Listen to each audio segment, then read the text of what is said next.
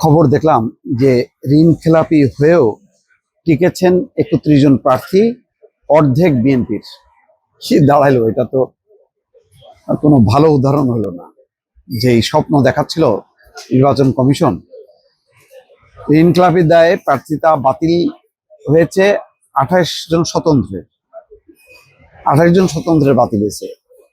বিএনপির বেলায় অর্ধেক টিকে গেল, আর অর্ধেক মানে কারা? তারা জামাতের নাকি স্বতন্ত্র?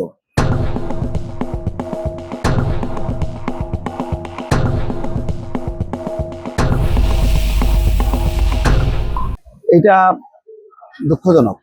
একটা কমন পলিসি হওয়ার দরকার ছিল। মানে কে বিএনপি, কে জামাত, কে স্বতন্ত্র, এটা দেখা উচিত হয়নি। আইনে যা হবে সে অনুযায়ী চলবে।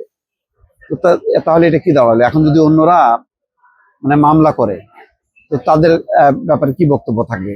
যে কাউকে দেয়া হলো, কাউকে দেয়া হলো, তার মধ্যে বেনিফিটেড হলো বেশি বিএনপি। এটা তো ঠিক হয়নি। এগুলো নিয়ে প্রশ্ন উঠবে। মনে হচ্ছে যে না, ঠিক আছে, এবারে কোনো রকম নির্বাচনটা হয়ে যাক, পরে ঠিকঠাক হবে।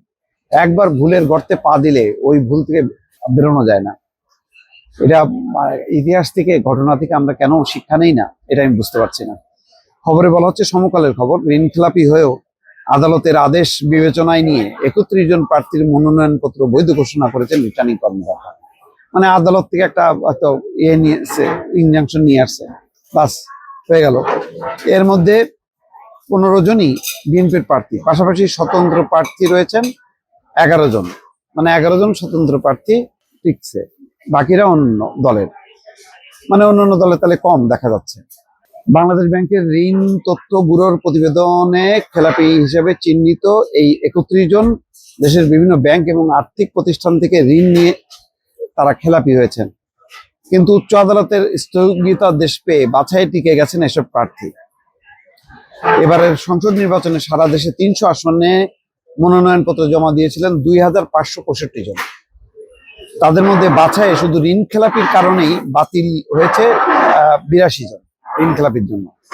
তাদের মধ্যে ২৮ জন স্বতন্ত্র, ৩ জন বিএনপি, 2 জন জামাতের মনোনীত, জামাত কম। এর বাইরে জাতীয় পার্টি, সিপিবি, চরমোনাই পীরের দল, ইসলামী আন্দোলনের প্রার্থীও রয়েছেন। সিআইবির তথ্যের আলোকে নির্বাচন কমিশন প্রার্থী আছে এসব ঋণ খেলাপির প্রার্থীতা আটকে দিয়েছে। এছাড়া অন্যান্য কারণে সব মিলিয়ে বাতিল হয়েছে ৭২৩টা মনোনয়নপত্র। যাই হোক, কিন্তু আমার কথা হলো যে এখন যদি পারসেপশনটা এই দাঁড়ায় যে যেহেতু এখন মানে পট পরিবর্তন হয়েছে, সুতরাং এখন ওই ত্রুটি বিচ্যুতি দেখবো না বিএনপি জামাতের ক্ষেত্রে বা এনসিপির ক্ষেত্রে। এই সুবিধাটা নিতে যে যদি আইনের লঙ্ঘনও হয়, অন্যরা যদি মানে ভিকটিম হয়, তাহলে সেটা হবে নিঃসন্দেহে একটা বড় ভুল কাজ। এটা কিভাবে করতেছে? এত স্বাধীন নির্বাচন নাকি পরিচালনা হবে, সবাই আইন অনুযায়ী কাজ করবে, তাহলে এইটা কি ঘটলো? এগুলির ব্যাপারে কি নির্বাচন কমিশন তদন্ত করবে আসলে? এটা হলো প্রশ্ন।